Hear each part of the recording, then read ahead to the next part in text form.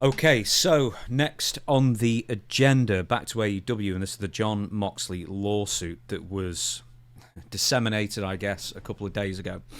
Jon Moxley is being sued by a man who did not work for AEW but worked on numerous AEW productions. He was one of the guys on the floor, I guess. Not hired by AEW, but once again, worked for numerous AEW shows. It was agreed prior to the show that the man, he's called Christopher Dispenza, would hand Moxley a screwdriver. And that's what happened. And then Jon Moxley, I guess, in the moment, shoved Christopher Dispenza. And this was in May 10th, 2023. So plaintiff was a business invitee of Little Caesars Arena in Detroit, Michigan as a production team member for the event defendant AEW was putting on within the arena. Plaintiff was asked to hold a screwdriver. Basically, it's just everything I've just said. Here's some of the claims he made from that shove. Plaintiff sustained extensive injuries, and we'll B-roll this in so everybody can see, of this violent and unscripted assault, ultimately culminating in surgical procedures of cervical spine surgery, shoulder surgery, plus other serious injuries that necessitate significant medical treatment. Okay, I could go on and on and on. You at home have, as long as you're not listening on audio only, and Stevie has just watched this as well. Serious spinal injuries from that shove. What do you think? No, just my thought. I mean, you can have your back, if his back was already 99% out or there was a pre-existing condition, he didn't take a bump because he's not a worker. He just got shoved, more like pie-faced down and kind of rolled on like the right side of his hip and back and kind of ribs and maybe that shoulder. I'm not sure, man. We're in 2025, by the way. The thing that made me pop was after we talked about the Vince and TKO bean counters, ads, Slim Jim tables. This took place at the Little Caesars Arena. Pizza.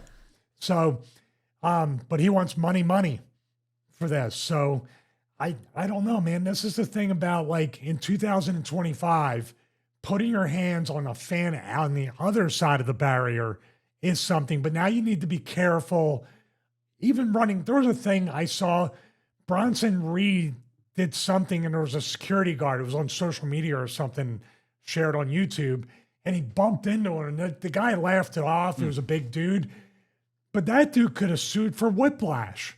I mean, right now, I guess it needs to be as watered down as possible. We got the ATV Karen at WrestleMania with Austin.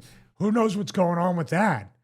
But now you have to stay as far away from anybody inside and outside the barrier. It's a very dangerous game because according to this, with the money this guy wants, which by the way, for all the surgeries and medical stuff, I want to know what hospital he went to because I had to pay much, much more just for a spine infection for what he wants from, what was it, 25 grand? Oh, I'm not even sure he's mentioned a number, or at least I didn't read a number in this. Oh, I'm sorry. No, damage to exceed $25,000. So I don't think it's there's going to any be over limit. 25 grand. I'm sorry. Yeah. So, but exceeding 25 grand, I can tell you right now, a couple of my ER visits for a couple of days were in the 30,000s. So if he had surgery and all this other stuff and everything, this is definitely something, unless they're just lowballing, putting the 25, I'm speculating. Are they lowballing with the minimum of 25,000? Because this is going to settle. I don't think this is going to go court. This is going to be a money payout or maybe medical bills, and that's going to be the end of it. You never know. This is the thing about pro wrestling too. I'll back it up for a second based on my initial reaction. Real violence, real injuries, anything that really hurts somebody always looks less than a big bump, a big spot, thrown over the top rope, the larger than life violence of wrestling. So I'm not down this guy got hurt, but I don't know about just by watching those few seconds, all those injuries, that just doesn't seem right. Yeah, I'm doubting this guy got hurt. I mean, obviously, you played a doctor on TV. I didn't even do that. We can't actually say with any certainty how injured, if at all, this person is. That being said, did you notice the date I read? initially of when this incident happened. Well, May it says 10th, if it's filed 2023. This was filed over 2 years later. on May 30th, 2025. Mm-hmm. So, I find that interesting, very much so, that he would file this claim over 2 years later. Now, it's been said, now this is one thing that I will believe Dave Meltzer on, because he's got a direct line to Tony Khan. This fella, allegedly, from the AEW camp, has said that Christopher Dispenza never filed a complaint with AEW or filed any medical expenses or complained about being injured to anyone in the company that reached Tony or any of the higher-ups, I guess. So they were sort of saying that they were taken aback with this claim as well. Once again, I'm going to go further on down in this compensation sought and reasons why. And keep in mind that this was like a shove, and it wasn't a particularly violent one. He just rolled onto his side. And he was, once again, I just have to say, claiming cervical spine surgery, shoulder surgery, and other serious injuries that necessitate significant medical treatment. So once again, defendant Moxley's actions did plaintiff harm, the extent of which is still unknown after 2 years, as plaintiff continues to have physical issues related to the incident. Also, I need to mention, before we get to the compensation sought, the past disciplinary offences by defendant Moxley include a documented history of unpredictability as well as a lack of control by defendant AEW, all of which were known or should have been known to defendant AEW at the time of this assault. Have you ever heard of one single behavioural infraction Jon Moxley has ever made? No, he's only done damage to his own body. That's it. No, I haven't heard about him having a problem or being a discipline problem, or the unpredictability is the gimmick. Is he watching Dean Ambrose, Matt, the Lunatic Fringe? Is he going off of the gimmick? There's one more point I don't think you pointed out. He worked shows after this. He did. We're not talking about Jon Moxley. We're talking about whatever. No, I'm talking about the guy who's suing. Yeah. The guy who's suing actually worked shows after this, despite the fact of allegedly having extensive spinal issues. Now, compensation sought, medical expenses, disability, permanent and serious disfigurement of what? Anyway, wage loss and lost earnings capacity, pain and suffering, exemplary damages for mental and emotional anxiety and humiliation and or indignity. Now, I just want to say this. No one on earth ever remembered that shove. No one remembered it at all.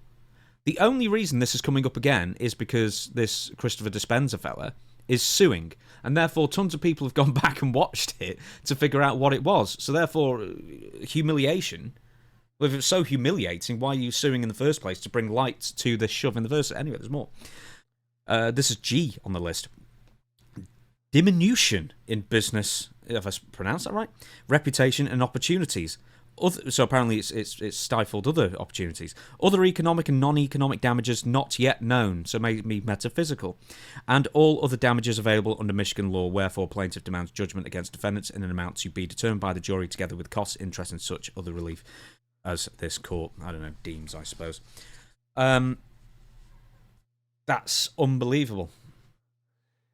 Yeah, as Vince McMahon would say, unbelievable.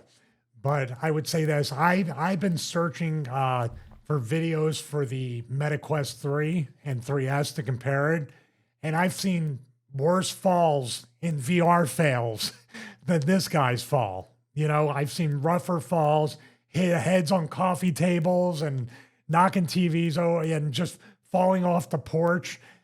You know, like I said, real violence and real stuff. But my question would be, were there any pre-existing conditions? Because if this guy's working that type of work, it's manual labor, correct? If he's a grip or sets up the box press or the production area or something, he looked like somebody had a headset and he was holding cables, right? Yeah. Or he was doing something on the outside. This was the lightest I've ever seen Jon Moxley. Yeah. But keep in mind, he worked shows afterwards. Yeah, and if he was so injured, why didn't he tell the company? Well, here's the thing, too. Pain and suffering, mental, emotional distress, whatever you want to call it. He had to have bumped into Moxley after this. The wrestlers, if I saw that guy, first of all, after the whole thing, I bet you Moxley thanked him. hey, thank you for that. Are you okay? Whatever. That's normally a common courtesy. Then what wrestlers do the next time they see that person, hey man, thank you again for last week. Hey, you okay? Because this guy worked shows afterwards. Mm-hmm. So he had to bump into him, or he had plenty of opportunity, like you said, to go to the lawyer, which infamously she's dealt with these cases before. Mega Perec at the time, yeah. Yeah. Or gone directly to Tony Khan, or even went to Chris Daniels, talent relations, right? And said, hey, one of your guys hurt me. So I don't understand, and I don't understand. My only thought is that once the court and a judge or a jury or all the above see this footage, they're going to have the same reaction we do. But here's the problem for AEW and Jon Moxley. You don't want it to go to court. It's going to get super expensive. You're better off, even if you pay this dude 50 grand to go away. And then he'll probably sue because they're not giving him any work after the fact. Because that's what's going to happen too. Like, well, why can't it come back to work after I sued the company for 50 grand or more? Now, is this a lawsuit with both? Or is a lawsuit just for Moxley or just for AEW? Oh, I figure they'll just get everybody involved as much as they can and then whittle it down after the fact. There's a couple other things that make me think this is just a bit suspect, apart from obviously what we saw. It should also be mentioned that if it wasn't pre-agreed and it was someone who wasn't a worker, obviously Moxley shouldn't have touched him. You don't know if... I mean, that really does need to be said. 1,000% agree. Do not touch anybody who's not a worker. Here's another thing. Sorry to cut you off. No, please. No, I just mean that goes to wrestling bubble. That's what I think of right away. Hey, you know what would be cool? Hey, brother, this would be great. Oh, this is going to get people talking or whatever. That's when you get yourself into trouble. Putting a spike in your own bat is one thing, or spike in your own bat. Putting a spike back in your, good Lord, that's a tongue twister. A spike bat into your back. See, dance to get the little dance along Stevie avatar there to sing along. That's one thing. But when you turn around and you think everybody has the same goofy mindset the pro wrestlers have, this is going to be good and I'm going to just shove you for effect. And by the way, like you said, this dude could lose tens of thousands of dollars. AEW could also lose a bunch of money based on the fact of something nobody even remembers until this lawsuit surfaced. There's a couple of things. Once again, he worked after the shove occurred, supposedly anyway. He waited over 2 years to bring the lawsuit forth, which we know. He allegedly never went to Tony Khan or AEW representatives to ask for medical bills to be covered or anything else. The lawsuit refers to Jonathan Good as Jon Moxley. Why is he using his gimmick name throughout? That's a Wikipedia search at the best. Well, then Jon Moxley can file for bankruptcy and Jonathan Good is all good to go. It's nuts that. It's nuts. Well, that proves all the other stuff that, in my opinion, as a doctor, not a lawyer, as a doctor on TV, that you're connecting the gimmick to trying to make it legitimate. Now, here's the trick. Wrestlers are big phonies. We're not tough guys. We're P words. We're this and that. We're not real athletes. We're not real fighters. Oh, the second you want to fight a wrestler and the wrestler beats your ass, we're lethal weapons. You can't have it both. Well, they can have it both ways because they do. That's exactly what happens in court. Big Show fought a guy. Like, remember Big Show had gotten arrested and the guy sued him and there was an incident in like a hotel lobby or something. No. The guy was really on Big Show and I think disrespected him and something happened and it ended up early on in his, it might have been towards the end of WCW or the very beginning of his WWF career. And that got settled and everything. But here we go. Oh, you guys are just big sissies. You're P's or whatever. And then the fact that turns out that we're not. Oh my God, this guy's a lethal weapon. He's 7'4". He's 400 pounds. You looking it up? Yeah, but it's brought up something that wasn't that, which I'm not going to say. Okay. Sorry, Paul. Yeah. And once more claims Jon Moxley has numerous documented cases of disciplinary issues, of which none are named in the lawsuit and none have ever been made public, which brings into scrutiny whether any of these alleged disciplinary issues have actually happened, or is this just all a character thing? I hate to break this apart into a million pieces, but so you're not aware enough to say, I can go to management, Tony Khan, legal, human resources, or whatever it is, or even talent relations, but you have your ear to the ground enough to know that they're disciplining Jon Moxley. There you go. Anyway, we would make your own minds up, fellas and ladies and gentlemen. Allegedly. No, aha. Damn, how's your cervical spine? Oh, I got to sue. I'm suing myself. Yeah, you need to sue the soundproof. Sue everybody, like the Jerky Boys said. It's probably before your time. Apparently, so I've never heard of him. Right,